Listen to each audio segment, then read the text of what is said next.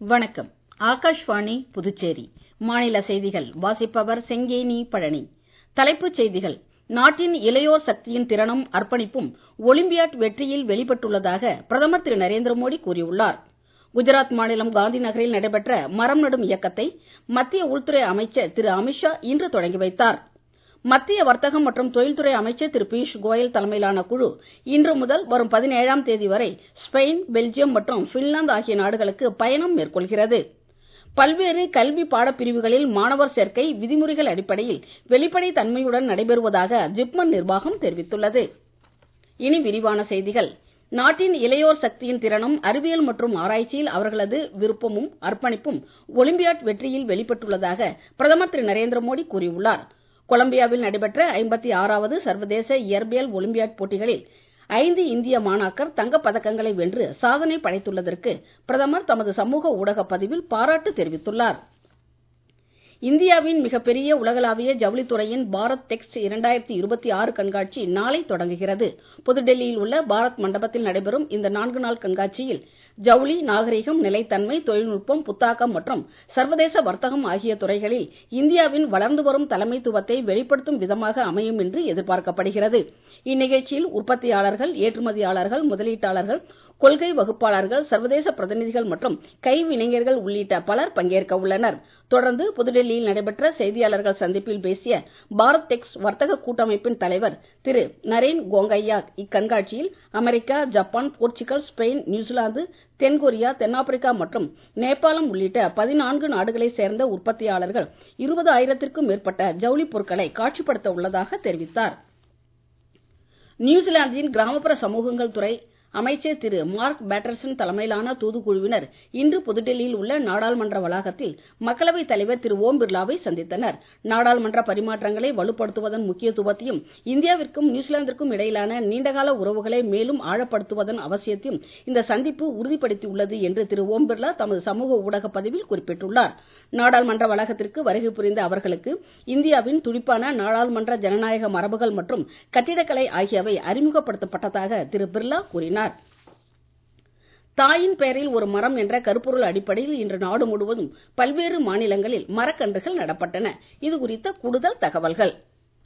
சுற்றுச்சூழல் பாதுகாப்பு மற்றும் நீர் சேமிப்பை ஒரு மக்கள் இயக்கமாக மாற்றும் நோக்கத்தில் குஜராத் மாநிலம் காந்தி நகரில் நடைபெற்ற மரம் நடும் இயக்கத்தை மத்திய உள்துறை அமைச்சர் திரு அமித்ஷா இன்று தொடங்கி வைத்தார். அவரது மக்களவை தொகுதி முழுவதும் 1.25 கோடிக்கும் அதிகமான மரக்கன்றுகள் நடப்பட்டன.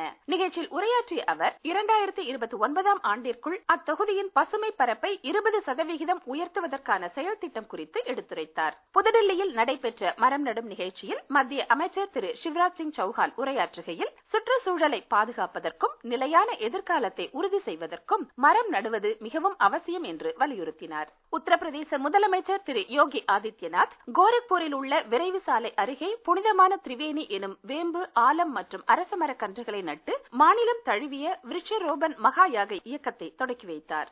இன்று 35,27,00,000க்கும் அதிகமான மரக்கன்றுகளை லிங்க் விரைவு சாலையில் நட்டு வரலாறு படைத்த மாநில மக்களுக்கு முதலமைச்சர் திரு யோகி ஆதித்யநாத் வாழ்த்து தெரிவித்துள்ளார். உத்தரப்பிரதேச ஆளுநர் ஆனந்திபென் பட்டேல் ஜன்பவன் வளாகத்தில் சந்தன மரக்கன்று ஒன்றை நட்டு வைத்தார். இந்நிகழ்ச்சியில் அதிகாரிகள், ஊழியர்கள் மற்றும் பொதுமக்கள் ஆகியோர் பங்கேற்றனர். பிரதமர் திரு நரேந்திர மோடியின் 136வது மன் கி பாத் எனும் மனதின் குரல் நிகழ்ச்சி வரும் 26ஆம் தேதி ஞாயிற்றுக்கிழமை காலை 11 மணிக்கு ஆகாஷ்வாணி மற்றும் தூர்தர்ஷன் தொலைக்காட்சியின் அனைத்து அலைவரிசைகளிலும் ஒளிபரப்பாக உள்ளது. இந்நிகழ்ச்சியில் இடம்பெற வேண்டிய கருத்துக்களை பொதுமக்கள் நமோ செயலி, மைகவ் இணையதளம் மற்றும் 1800117800 என்ற கட்டணமில்லா தொலைபேசி வாயிலாக வரும் 24ஆம் தேதி வரை தெரிவிக்கலாம் என்று அறிவிக்கப்பட்டுள்ளது.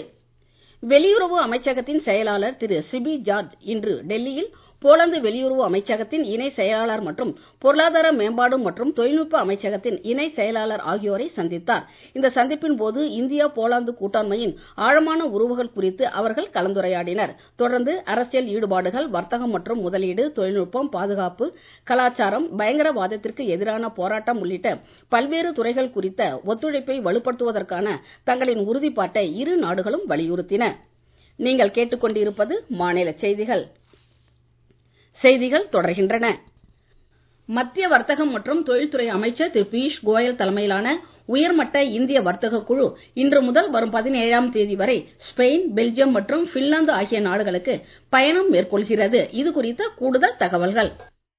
வர்த்தகம், முதலீடு, தொழில்நுட்பம், புத்தாக்கம் மற்றும் நிலைத்தன்மை ஆகியவற்றில் கவனம் செலுத்தி ஐரோப்பாவுடனான இந்தியாவின் பொருளாதார கூட்டாண்மைகளை வலுப்படுத்துவதே இப்பயணத்தின் நோக்கமாகும். இதன் முதல் கட்டமாக திரு பியூஷ் கோயல் இன்று ஸ்பெயின் நாட்டிற்கு செல்கிறார். அங்கு அவர் ஸ்பெயின் வர்த்தக சபை, ஸ்பானிய வணிக அமைப்புகளின் கூட்டமைப்பு ஆகியவை இணைந்து நடத்தும் ஒரு வணிக வட்டமேசை மாநாட்டில் பங்கேற்கவிருக்கிறார். இம்மாநாட்டில் வாகனத்துறை, புதுப்பிக்கத்தக்க ஆற்றல், ரயில்வே, செயற்கை நுண்ணறிவு, செமிகண்டக்டர்கள், உணவு பதப்படுத்துதல் மற்றும் சுற்றுலாத்துறை உள்ளிட்ட துறைகள் குறித்து ஸ்பானிய தொழில்துறை தலைவர்களுடன் அவர் ஆலோசனை நடத்த உள்ளார். தொடர்ந்து வரும் 14, 15ஆம் தேதிகளில் பெல்ஜியத்திற்கு பயணம் மேற்கொள்ளும் அவர் தேல்ஸ் குழுமம் மற்றும் சிலாக்ஸ் குழுமத்தின் தலைவர்களை சந்தித்து உரையாட உள்ளார். இந்திய ஐரோப்பிய ஒன்றிய வர்த்தக வட்டமேசை மாநாடு மற்றும் தொழில்நுட்ப மன்றத்தின் அமர்விலும் அவர் பங்கேற்கிறார். இப்பயணத்தின் இறுதி கட்டமாக வரும் 16, 17ஆம் தேதிகளில் திரு பியூஷ் கோயல் பின்லாந்திற்கு செல்கிறார். அங்கு நடைபெற உள்ள வர்த்தக வட்டமேசை மாநாட்டில் கலந்து கொள்ளும் அவர் தொலைத்தொடர்பு, உற்பத்தி, ஆற்றல், போக்குவரத்து மற்றும் புத்தாக்கம் ஆகிய துறைகளில் ஒத்துழைப்பை ஆராய்வதற்காக அந்நாட்டின் முன்னணி நிறுவனங்களையும் பார்வையிடுகிறார்.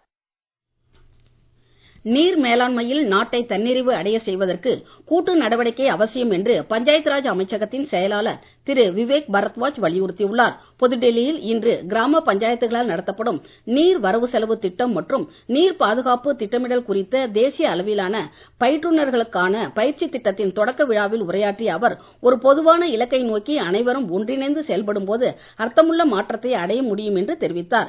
இந்த முன்னெடுப்பை ஒரு குறிப்பிடத்தக்க நடவடிக்கை என்று கூறிய அவர், அமைச்சகம் சுமார் 1.5 ஆண்டுகளாக இதற்காக உழைத்து வருவதாகவும், பங்கேற்பாளர்கள் இந்த பயிற்சி திட்டத்தில் தீவிரமாக பங்கேற்று தாங்கள் பெற்ற அறிவை அவர்களது பகுதியில் நீர் தொடர்பான முன்னெடுப்புகளை மேற்கொள்வதன் மூலம் பயன்படுத்த வேண்டும் என்று கேட்டுக் கொண்டார்.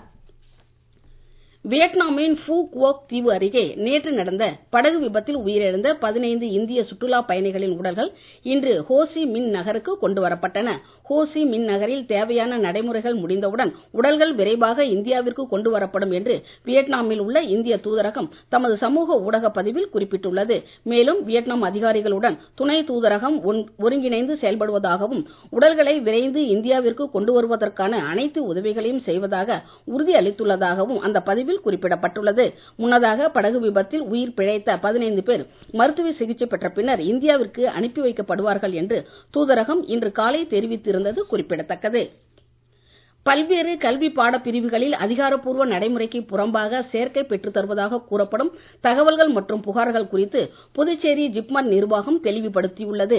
நிறுவனத்தின் அனைத்து கல்வி பாடப்பிரிவுகளுக்குமான மாணவர் சேர்க்கை முற்றிலும் விதிமுறைகள் மற்றும் ஒழுங்குமுறைகளின் அடிப்படையில் முழுமையான வெளிப்படை தன்மையுடனும் தகுதி அடிப்படையிலும் மட்டுமே நடைபெறுகிறது என்றும் ஜிப்மர் நிர்வாகம் தெரிவித்துள்ளது. இளநிலை, முதுநிலை மற்றும் சூப்பர் ஸ்பெஷாலிட்டி படிப்புகளுக்கான சேர்க்கைகள் மத்திய அளவிலான நுழைவுத் தேர்வுகள், கலந்தாய்வு மற்றும் இடஒதுக்கீட்டு நடைமுறைகள் மூலம் நீட், INI, CET, INISS போன்ற தேசிய அதிகார அமைப்புகளால் மட்டுமே மேற்கொள்ளப்படுகின்றன. மேலும் ஜிப்மரில் பணியாற்றும் எந்த ஊழியரானாலும், முகவர், இடைத்தரகர் அல்லது ஜிப்மர் ஊழியர்களின் உறவினர்கள் ஆனாலும் நிர்ணயிக்கப்பட்ட சேர்க்கை நடைமுறைக்கு வெளியே எந்த ஒரு பாடத்திற்கும் மாணவர் சேர்க்கையை ஏற்பாடு செய்யவோ செல்வாக்கு செலுத்தவோ எந்த அதிகாரமும் இல்லை என்பதை ஜிப்மர் வலியுறுத்துவதாக ஜிப்மர் நிர்வாகம் கூறியுள்ளது. எனவே பொதுமக்கள், மாணவர்கள், பெற்றோர்கள் மற்றும் ஜிப்மரில் சேர விரும்பும் விண்ணப்பதாரர்கள் இத்தகைய தவறான தகவல்களை நம்பவோ அதன் அடிப்படையில் செயல்படவோ கூடாது என்று அறிவுறுத்தப்படுவதாக ஜிப்மரின் மக்கள் தொடர்பு அதிகாரி தெரிவித்துள்ளார். இந்தியா, இங்கிலாந்து அணிகளுக்கு இடையிலான முதலாவது ஒருநாள் சர்வதேச கிரிக்கெட் போட்டி பர்மிங்ஹாமில் நாளை நடைபெறுகிறது. 3 போட்டிகள் கொண்ட இத்தொடரில் 2வது போட்டி வரும் வியாழக்கிழமை கார்டிஃபிலும், 3வது இறுதி ஒருநாள் கிரிக்கெட் போட்டி வரும் 19ஆம் தேதி லண்டன் லார்ட்ஸ் மைதானத்தில் நடைபெற உள்ளது. ஃபிபா உலகக்கோப்பை கால்பந்து போட்டியின் அரையிறுதி ஆட்டங்கள் நாளை மறுநாள் தொடங்குகின்றன. முதல் அரையிறுதியில் பிரான்ஸ் ஸ்பெயினை எதிர்கொள்கிறது. வரும் வியாழக்கிழமை நடைபெறும் 2வது அரையிறுதியில் இங்கிலாந்து அர்ஜென்டினாவுடன் மோதுகிறது. இறுதிப் போட்டி வரும் 20ஆம் தேதி நடைபெறும் என்று அறிவிக்கப்பட்டுள்ளது. மீண்டும் தலைப்புச் செய்திகள். நாட்டின் இளையோர் சக்தியின் திறனும் அர்ப்பணிப்பும் ஒலிம்பியாட் வெற்றியில் வெளிப்பட்டுள்ளதாக பிரதமர் திரு நரேந்திர மோடி கூறியுள்ளார். குஜராத் மாநிலம் காந்தி நகரில் நடைபெற்ற மரம் நடும் இயக்கத்தை மத்திய உள்துறை அமைச்சர் திரு அமித்ஷா இன்று தொடக்கி வைத்தார். மத்திய வர்த்தகம் மற்றும் தொழில்துறை அமைச்சர் திரு பியூஷ் கோயல் தலைமையிலான குழு இன்று முதல் வரும் 17ஆம் தேதி வரை ஸ்பெயின், பெல்ஜியம் மற்றும் பின்லாந்து ஆகிய நாடுகளுக்கு பயணம் மேற்கொள்கிறது. பல்வேறு கல்வி பாடப்பிரிவுகளில் மாணவர் சேர்க்கை விதிமுறைகள் அடிப்படையில் வெளிப்படைத் தன்மையுடன் நடைபெறுவதாக ஜிப்மர் நிர்வாகம் தெரிவித்துள்ளது. இத்துடன் இன்றைய செய்திகள் நிறைவு பெறுகிறது. வணக்கம்.